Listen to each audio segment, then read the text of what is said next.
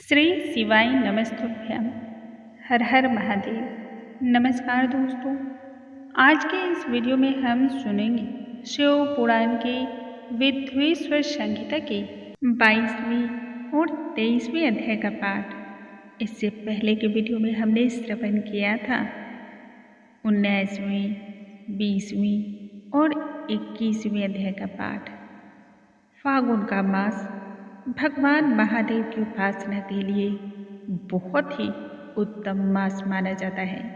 जिस प्रकार से भगवान शिव को सावन का माह अत्यधिक प्रिय माना जाता है, ठीक उसी प्रकार से भगवान शिव को फागुन का माह बहुत अधिक प्रिय माना जाता है।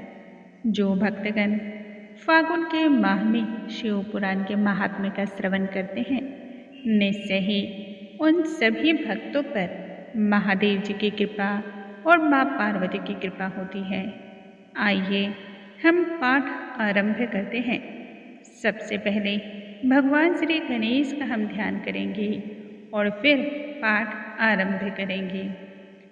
इस पाठ में हम श्रवण करेंगे शिव के नाम का जाप, शिव नाम की महिमा, भस्म धारण करने का क्या महिमा है, त्रिपुंड के देवता और बहुत सारी जानकारियाँ इस वीडियो में हम लेंगे। आइए महादेव जी का ध्यान करते हैं और फिर पाठ आरंभ करते हैं। ओम श्री गणेशाय नमः। ओम नमो भगवते रुद्राय। ऋषि बोले, हे व्यास, शिष्य सूत जी आपको नमस्कार है। आप कृपा कर हमें परम उत्तम रुद्राक्ष तथा शिव नाम की महिमा का महात्म्य सुनाइए।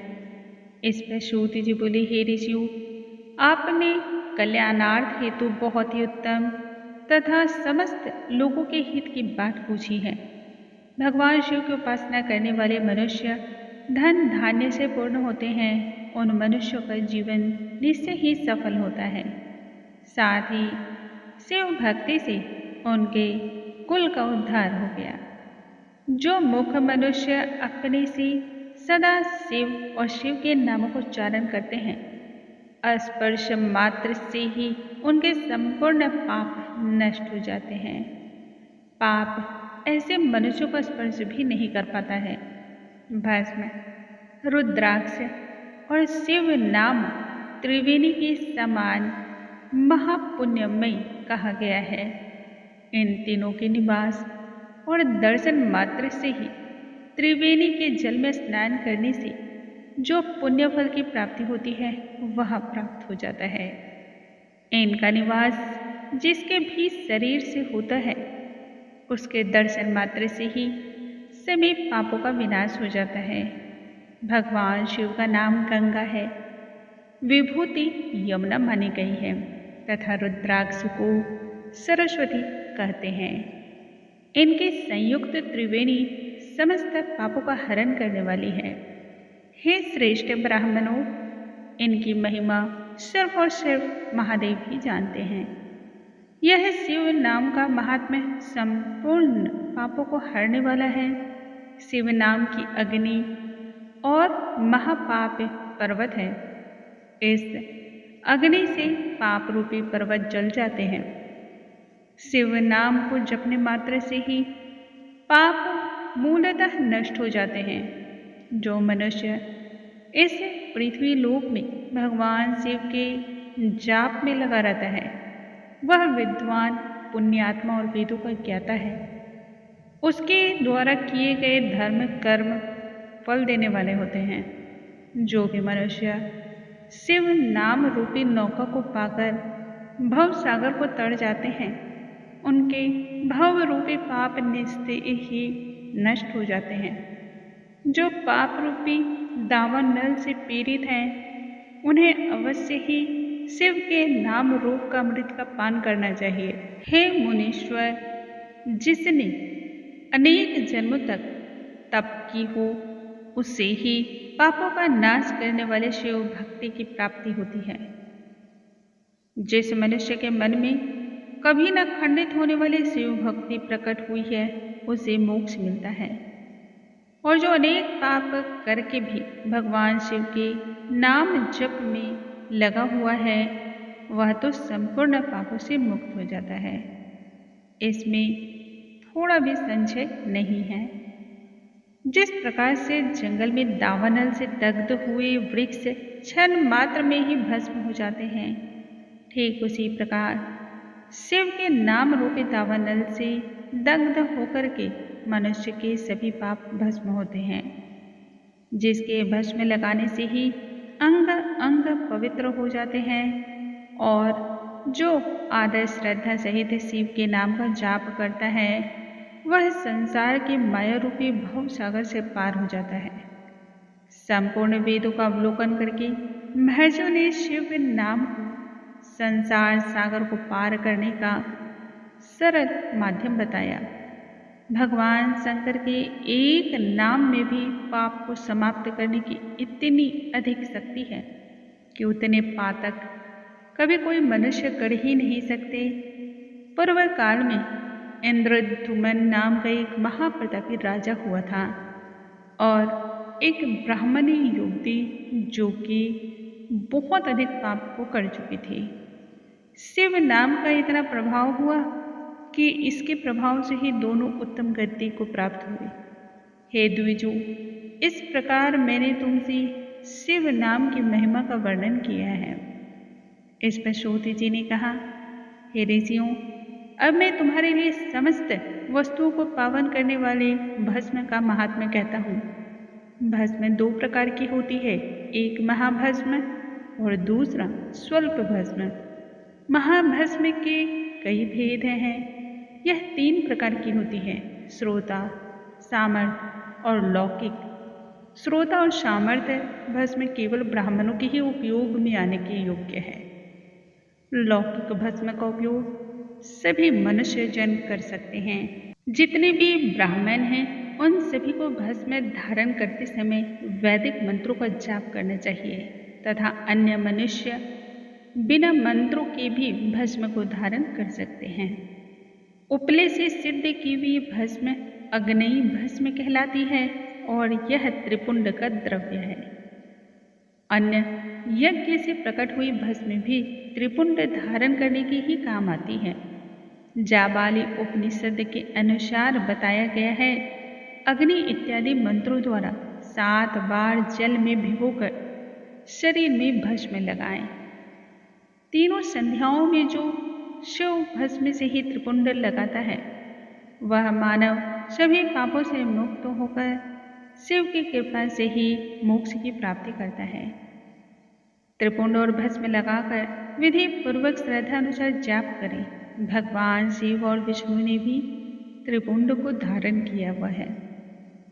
अन्य देवियों सहित भगवती उमा और देवी लक्ष्मी ने इनकी प्रशंसा की है। ब्राह्मणों, क्षत्रियों, वैश्यों, शूद्रों, वर्ण संकरों तथा जाति भ्रष्ट पुरुषों ने भी उद्दूलन एवं त्रिपुंड रूप में भस्म धारण किया।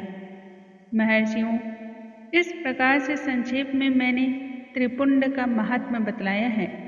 यह समस्त प्राणियों के लिए अत्यंत ही गोपनीय है तथा ललाट कर दोनों भौं के मध्य भाग से भौं के अंत भाग जितना लंबा सा त्रिपुंड ललाट में धारण करना चाहिए।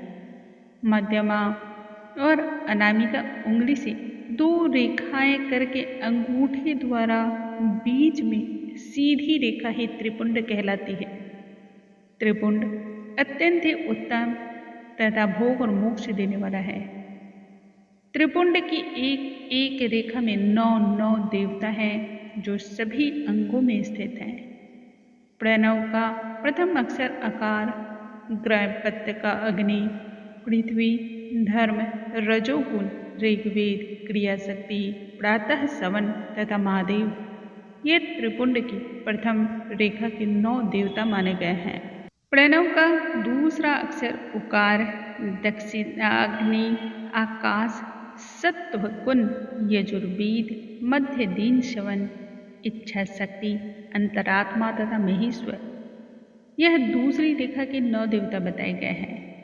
प्रणव का तीसरा अक्षर मकार, आहावनीय अग्नि, परमात्मा, तमोगुण, धूलोक, ज्ञान शक्ति, सामवेद, तृतीय सवन तथा शिव, ये तीसरी रेखा के 9 देवता हैं।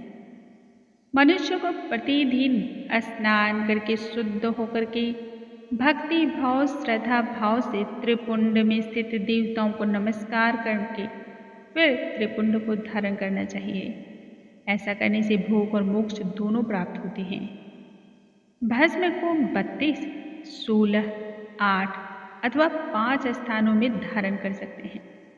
शिव माथा, दोनों कान, दोनों आँखें, नाक के दोनों नथनों, हाथ दोनों, मुख, कंठ, दोनों कोहनियाँ, दोनों भुजदंड, हृदय, दोनों बगल, नाभि, दोनों अंडकोश, दोनों उड़ू, दोनों घुटनों, दोनों पिंडली, दोनों जांघों और पांव आदि के 32 अंगों में क्रमशः अग्नि, वायु, पृथ्वी, देश, 10 दिशाएं, 10 दिक्पाल, 8 वसुंधरा, ध्रुव, सोम, आम, अनिल, प्रातः काल इत्यादि का नाम लेकर के ही भक्ति भाव से त्रिपुंड को धारण करें और एकाग्रचित्त होकर के 16 स्थान में त्रिपुंड को धारण करें। 16 अंगों में त्रिपुंड धारण करने के लिए सिर, माथा, कंठ, दोनों कंधे, दोनों हाथ, दोनों कोहनियाँ, दोनों कलाइयाँ, हृदय, नाभि, दोनों पसलियों एवं पीठ में त्रिपुंड लगा सकते हैं। तब अश्वनी कुमार, शिव शक्ति, रुद्र, ईश, नारद और वामा आदि 9 शक्तियों का पूजन करके उन्हें त्रिपुंड में धारण करें। सिर, बालों, दोनों कान, मुंह, दोनों हाथ, हृदय, नाभि, उरु युगल, दोनों पिंडली, दोनों पांव, इन 16 अंगों में क्रमशः शिव, चंद्रमा, रुद्र, ब्रह्मा, गणेश, लक्ष्मी, विष्णु, शिव, प्रजापति, नाग, दोनों नाग कन्याएं, ऋषि कन्या, समुद्र तीर्थ इत्यादि के नाम स्मरण करके त्रिपुंड का भस्म धारण करें। माथा, दोनों कान, दोनों कंधे, छाती, नाभि एवं गुह्य अंग आदि 8 अंगों में सप्त ऋषि ब्राह्मणों का नाम लेने के पश्चात भस्म को धारण करें अथवा मस्तक, दोनों भुजाएं, हृदय और नाभि, इन 5 स्थानों को भस्म धारण करने योग्य बतलाया गया है। देश तथा काल को ध्यान में रख करके भस्म को अभिमंत्रित करना चाहिए तथा भस्म को जल में मिलाना चाहिए। त्रिनेत्रधारी सभी गुणों के आधार पर तथा सभी देवताओं के जनक और ब्रह्मा एवं रुद्र की उत्पत्ति करने वाले परम ब्रह्म परमात्मा शिव का ध्यान करते हुए ओम नमः शिवाय मंत्र का ध्यान करते हुए माथे एवं अंगों पर त्रिपुंड को धारण करें। इस प्रकार से हम कथा आज की यहीं पर समाप्त करते हैं। हमने आज के इस अध्याय में विद्वेश्वर संहिता की 22वें और 23वें अध्याय का पाठ किया है। भगवान शिव के शिव पुराण का पाठ अमृत रूपी कलश है, जिसके पान करने मात्र से ही मनुष्य का जीवन सार्थक हो जाता है, सफल हो जाता है और कोटि कोटि गुना पुण्य फल की इससे प्राप्ति होती है। जो व्यक्ति शिव पुराण के पाठ को नित्य पढ़ता है, श्रवण करता है अथवा किसी दूसरे को सुनाता है, उन सभी व्यक्तियों पर महादेव और माँ पार्वती की कृपा सदैव बरसती रहती है। बोलो हर हर महादेव की जय। दोस्तों, कल के अध्याय में हम आगे की कथा जानेंगे और जानेंगे शिव महिमा के बारे में। तब तक के लिए हम यहीं पर समाप्त करते हैं। कमेंट बॉक्स में ओम नमो रुद्राय या हर हर महादेव लिखना बिल्कुल न भूलें। जो भक्तगण इसे पसंद कर रहे हो वह लाइक करने में कंजूसी बिल्कुल न करें। आपके एक लाइक से हमें बहुत अधिक उत्साह मिलता है।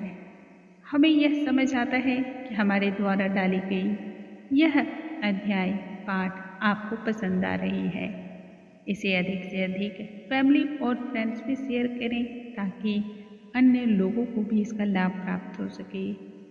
हर हर महादेव।